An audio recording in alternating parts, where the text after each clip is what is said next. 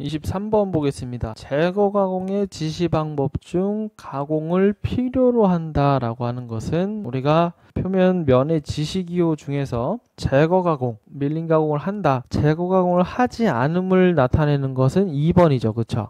근데 제거 가공을 꼭 해야 한다라고 하는 것은 4번이 되겠죠.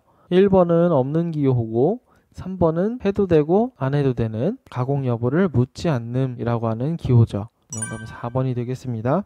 24번도 한번 보겠습니다. 단면도를 표시하는 방법에서 그림과 같이 단면도의 종류가 나왔어요. 그러면 중심선을 기준으로 봤는데 비대칭이 되어 있죠. 그리고 여기 물결 표시가 지금 빨간색으로 되어 있는 부분의 위쪽은 해칭이 되어 있어서 단면이 되어 있고 아래쪽은 단면이 되어 있지 않습니다. 만약에 해칭이 파란색 중심선까지만 되어 있다라고 하면 우리가 반단면도로 볼 수 있겠어요. 근데 지금 파단선을 그려놓고 여기까지를 단면을 했단 말이죠. 그러면 부분 단면도가 됩니다. 그래서 정답은 3번이 되겠고요. 답이 틀리게 나와 있죠. 24번의 정답은 3번이 되겠습니다. 꼭 고쳐주세요. 한쪽 단면도라고 하면 해설의 그림과 같이 중심선을 기준으로 위쪽은 단면이 되어 있는 것이고 아래쪽은 단면이 안 되어 있죠. 그래서 한쪽 단면도의 가장 큰 특징은 위쪽 면은 물체의 안쪽 면을 볼 수 있고 아래쪽 면을 보았을 때는 물체의 바깥면을 볼 수 있어서 외부와 내부의 모습을 동시에 볼 수 있는 장점이 있습니다. 근데 이런 그림을 그리려면 얘가 대칭이어야겠죠. 원형일 때를 가장 많이 그리게 됩니다. 그래서 그림으로 보면 이렇게 잘려져 있는 대상물을 4분의 1로 잘랐다고 표현을 하는 것이죠. 지금 위에서 보는 것과 같이 파단선을 그려놓고 중심선을 넘어서까지 해칭을 했어요. 그러면 얘는 한쪽 단면도가 아니고 일부분만 나타낸 부분 단면도입니다. 정답은 3번이 되겠습니다. 29번 보겠습니다. 표면 거칠기 표시 방법 중에 최대 높이 거칠기를 나타내는 것은 그냥 직관적으로 봐도 Rmax라고 하는 2번이 정답이 되겠죠. 표면 거칠기 표시하는 방법은 대표적으로 3가지가 있는데요. 그 중에 하나가 바로 최대 높이 거칠기죠.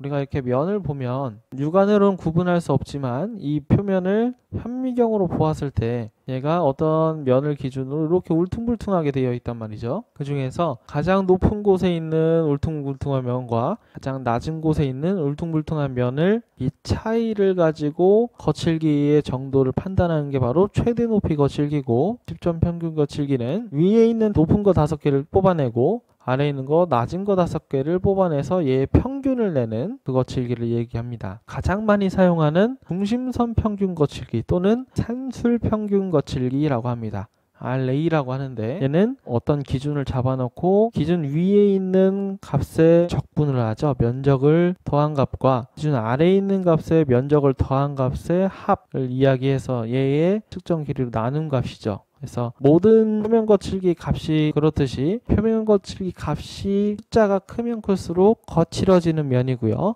숫자가 작으면 작을수록 미세한 면, 미려한 면이 됩니다. 매끈한 면이 된다는 얘기죠. 그래서 표면 거칠기는 작으면 작을수록 좋은 것이에요. 그 중에서 가장 많이 사용하는 건 이 RA 값을 많이 사용하죠.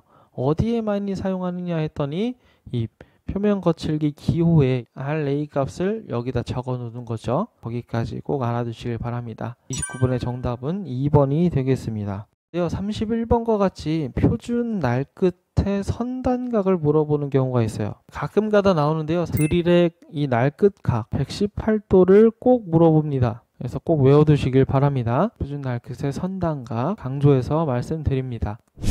다음 35번 보죠. 구성인선의 방지 대책과 거리가 먼 것은 구성인선이라고 하면 바이트를 절삭을 하면 할수록 바이트 날 끝에 공작물의 찌꺼기가 들러붙는 걸 이야기하죠. 공구가 이렇게 있다고 하면 얘를 가공하면 가공할수록 이 끝에 이 공작물이 점점 이렇게 찌꺼기가 남게 되고 너무 커지면 탈락하고 다시 찌꺼기가 생기고 탈락하고를 반복하는 것입니다.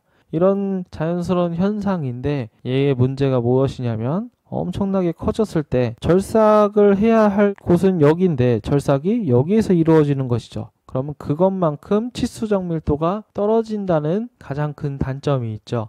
그래서 구성인선은 없어져야 합니다. 결함 중에 하나인데 얘를 방지하기 위한 대책을 꼭 외워두셔야 하죠. 그래서 빠르게 자를수록 구성인선이 생기지 않습니다. 그리고 빠르게 예리한 칼날로 자르면 구성인선이 생기지 않습니다. 그리고 절삭 깊이 1회 절삭할 때 얇게 절삭하면 구성인선이 잘 생기지가 않고요. 그런 특징들이 있습니다. 1번부터 보겠습니다. 윤활성이 좋은 절삭유제를 사용한다. 이것도 맞는 말이죠.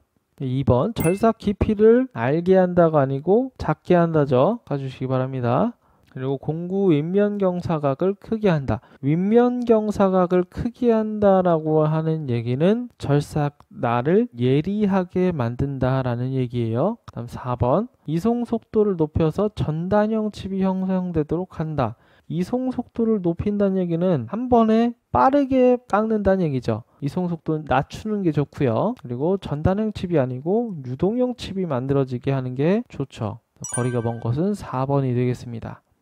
39번 보겠습니다. 주어진 절삭 속도가 40m/min이시고 회전수가 70rpm이면 절삭되는 일감의 지름은 몇인가 하면 V는 1000분의 파이 dn에서 회전수는 파이 d분의 1000V가 있죠. 그쵸? 여기 V가 빠졌네요. 이 공식에 대입을 해보겠습니다. 그리고 파이는 3.14니까 3.14를 넣어도 되고 계산기에 파이가 있으면 파이를 넣어도 됩니다.